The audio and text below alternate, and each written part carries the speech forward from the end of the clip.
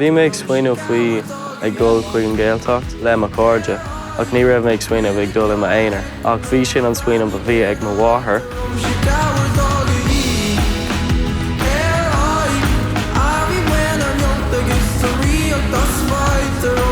An bheith mar chánta táim é dul tríd píosa tréimhse dúchláin na clár na hora. Das me space ag ceol clasachach le ma míntar ceol nar bhí mé a bunscoil. Ceapan ghfuil isce na farga an forgiving mar rud, ní thugann si maithúnas do bhaoine.